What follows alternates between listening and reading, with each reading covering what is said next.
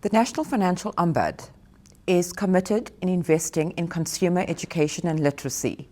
And I'm very excited today to have with me Siyabonga Ledwaba from our banking division. Today we're going to be talking about contracts and how this impacts our consumers. Siya, welcome. I'm very happy to have you as we go through various scenarios that's going to help our consumers in South Africa understand contracts, the contracts they sign in financial services. Thank you for having us, Priya. It's a pleasure to be here with you. Siya, please can you tell us, before we delve into how we can help our consumers, please can we start off by you telling us, how do we get in touch with the banking division of the National Financial Ombud should we need to log a complaint? So the National Financial Ombud is available online via our website, which is www.nfosa.co.za. We are also available. You can come visit us at number 1110 Oxford Road in Haunted, Johannesburg. We have another office for those who are in Cape Town, which is in Claremont at the 6th floor at Vineyard Road. There you can send us an email at info@nfosa.co.za or get in touch with our contact center. Why is it crucial for customers to read and understand the terms of a contract before signing up for any financial product? So you need to understand is when you are signing a contract, you are binding yourself to those obligations that are there. It is very important for you to know what you are financially getting yourself into. Secondly, to understand the obligations and the legal consequences that come from there. You will be best placed to then make those financial decisions and know what are your obligations and what you're going to be facing in future to avoid any disputes or any costly consequences. How do consumers ensure that they truly, fully comprehend the terms and conditions of a contract? Because it can be rather overwhelming to understand what lies within a contract, especially if it is in jargon and which most times a consumer might not understand. In simple terms, always ask the bank or a participant for any assistance if you are struggling to understand any legalities that are involved in there. For those who have the financial means, they can always consult a contract law specialist who will then advise of the specific terms and what the obligations mean therein. Another important thing is that how would a customer know when receiving an online contract that it's legitimate and that it's binding? Yes. Always important. Get in touch with the people that are making an offer to you and find out if indeed they have sent this offer to you. Secondly, online contracts also bear the same consequences as those with wet ink. So it's always important to ensure that when you are receiving an online contract, read the contract and see if it requires wet ink or you should sign it electronically. We need to note that with electronic contracts, you can either give an electronic signature or an advanced signature. So it's always of importance to make sure that the contract you are signing, the law does not require for it to be signed with wet ink.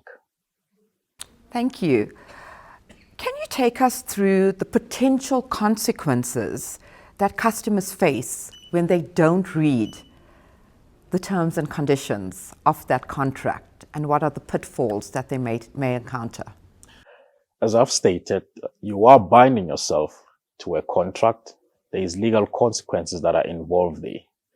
There are instances that people do not fully read or comprehend the terms contained therein, and they find themselves facing legal action from a lot of the participants and getting judgments against their names. Some find themselves in financial difficulties because they do not fully comprehend the financial costs that are involved therein. The National Financial Ombud, or better known as the NFO, we believe in ensuring that our customers have factual information, that we provide them with the correct mechanisms and the recourse tools and guidance when logging their complaints. Can you give us some examples of situations where customers have been caught off guard by unexpected fees or terms due to reading the contract incorrectly? We have seen instances where people, when there's interest rate changes, where people are then shocked to find that their installments are increasing. And this is based on them not fully understanding whether their contract has a variable rate or a fixed rate. That is one important thing for you to read, is when you understand what is in your contract, you are able to see if the installment will increase in future or it will remain fixed. We have seen other instances where legal action is taken and the complainants are not aware of it, primarily because they did not update their details or check what their domicilium addresses is. If you address this, then you know that I have a domicilium address where legal processes will be served. So it is important that you always read the terms that are contained therein. Siya, with the work you do, consumer rights is at the center of everything you do at the NFO. Please, can you tell us, how do consumers protect themselves from unintended consequences, and how do they be more diligent in the contract review process? We always advise people to always obtain a copy before signing. Take the copy home, read the contract, and see when the offer is available for. You are not compelled to accept that offer immediately when it's presented to you. Always take it home, consult a specialist if you need to, or inquire from the bank what needs to be done in terms of the contract itself and the signing. And in parting, Siya, are there any final consumer tips that you have for our financial services consumers? The office of the NFO is available for those who find themselves in difficulties to deal with their disputes against their participants. Secondly, contract reading offers are always available for a period of 5 days with most contracts. Take a contract, go home, have a look at the financial implications that are involved therein. Thank you, Siya, for championing the good fight for all consumers, and thank you for being here today. We appreciate it. Thank you for having us, Priya. Thank you.